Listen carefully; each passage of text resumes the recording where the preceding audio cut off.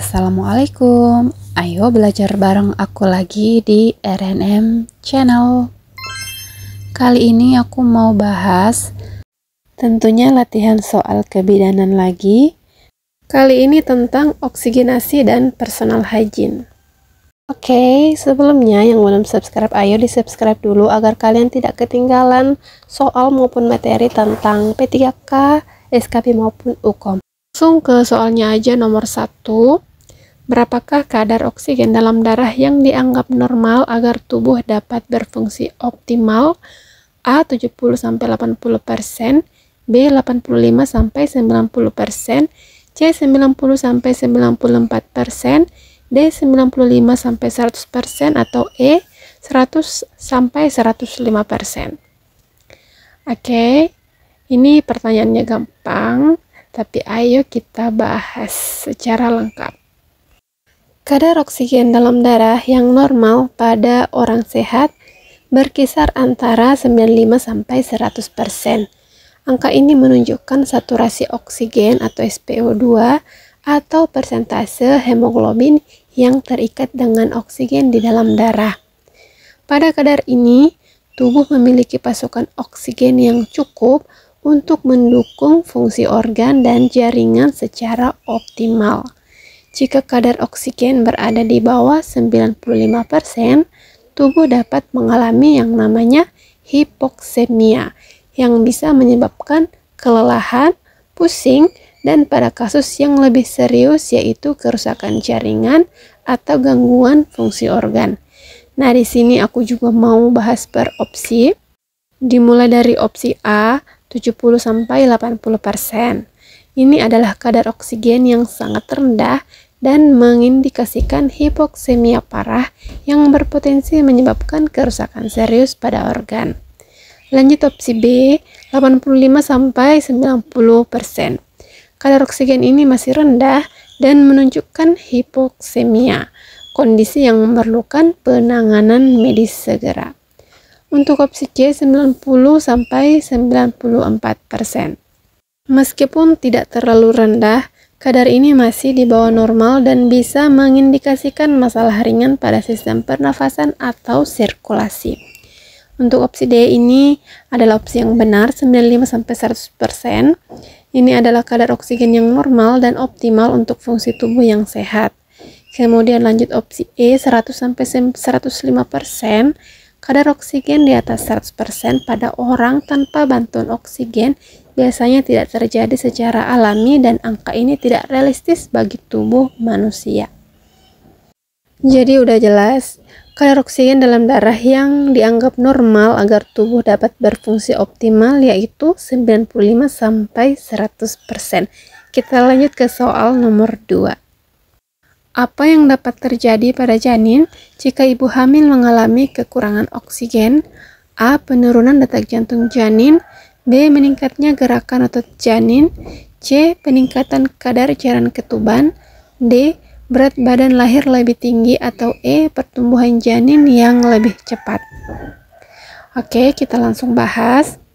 Kekurangan oksigen pada ibu hamil menyebabkan kondisi gawat janin karena pasokan oksigen yang tidak memadai untuk janin.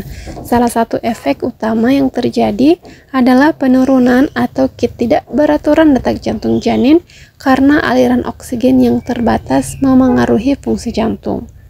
Ketika kadar oksigen turun, organ vital janin juga menerima pasokan yang tidak optimal, yang dapat memperlambat atau memperburuk detak jantung.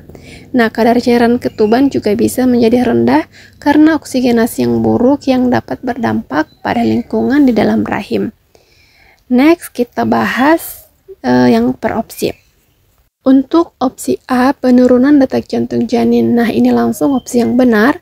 Kekurangan oksigen dapat menyebabkan detak jantung janin menurun atau menjadi tidak teratur yang menandakan kondisi gawat janin. Opsi B, meningkatnya gerakan otot janin. Ini opsi yang salah. Justru gerakan janin bisa berkurang jika oksigen menurun. Untuk opsi C, peningkatan kadar cairan ketuban. Ini opsi yang salah karena kekurangan oksigen dapat menyebabkan kadar cairan ketuban itu menurun.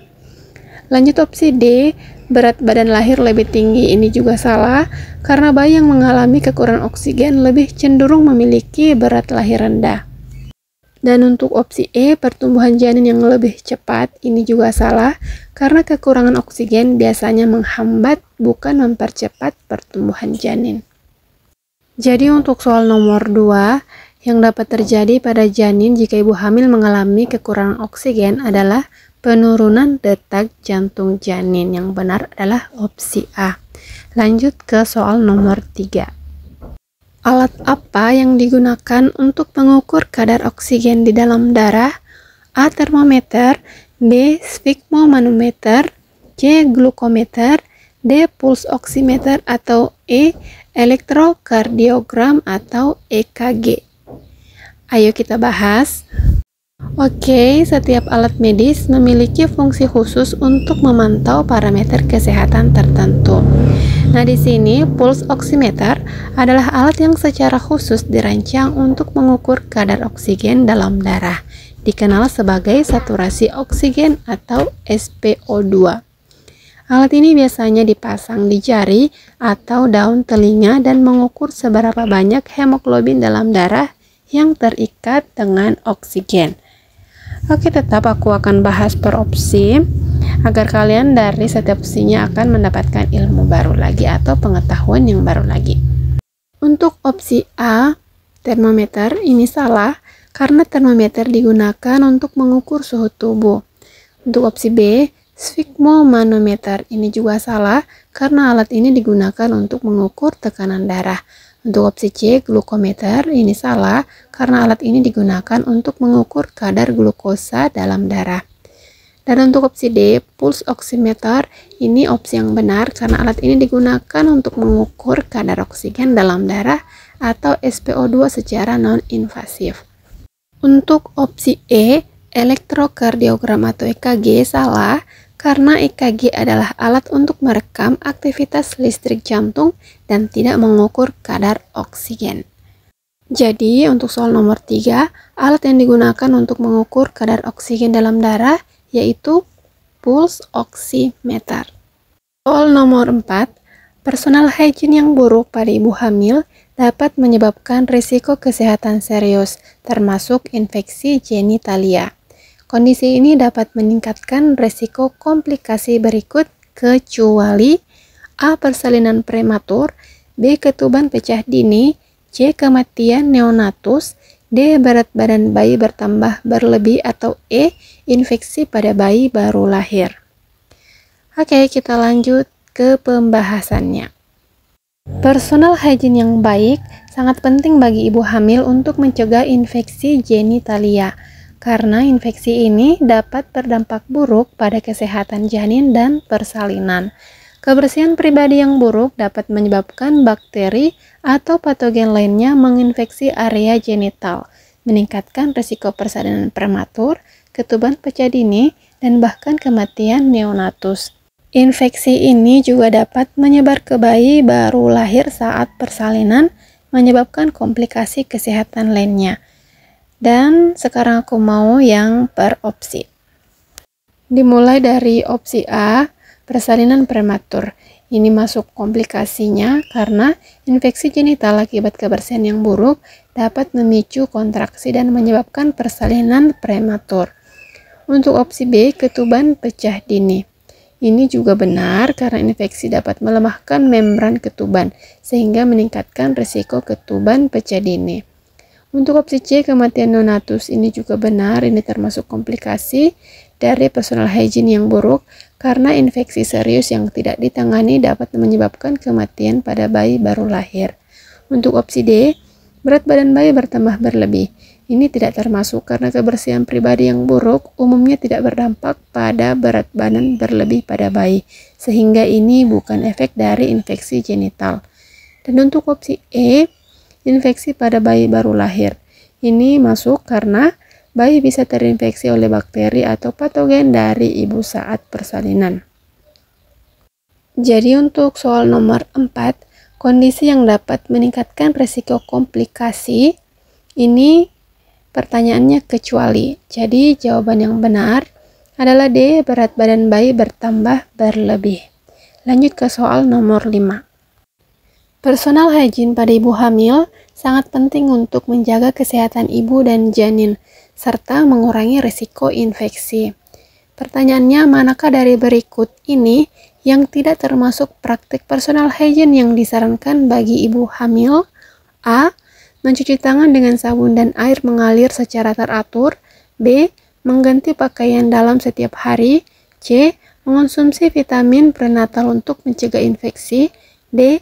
Membersihkan area genital dengan air bersih dan sabun yang lembut. Atau E. Menjaga kebersihan gigi dan mulut dengan sikat gigi 2 kali sehari. Ayo kita langsung bahas. Personal hygiene pada ibu hamil sangat penting untuk mengurangi kemungkinan infeksi karena tubuh yang kotor bisa menjadi tempat berkumpulnya kuman yang dapat membahayakan kesehatan ibu dan janin. Oke, kita langsung bahas per opsi aja. Dimulai dari opsi A, mencuci tangan dengan sabun dan air mengalir secara teratur.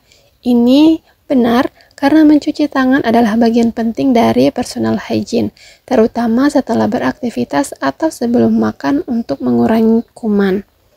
Untuk opsi B, mengganti pakaian dalam setiap hari ini juga benar karena mengganti pakaian dalam setiap hari membantu menjaga kebersihan area genital dan mengurangi risiko infeksi.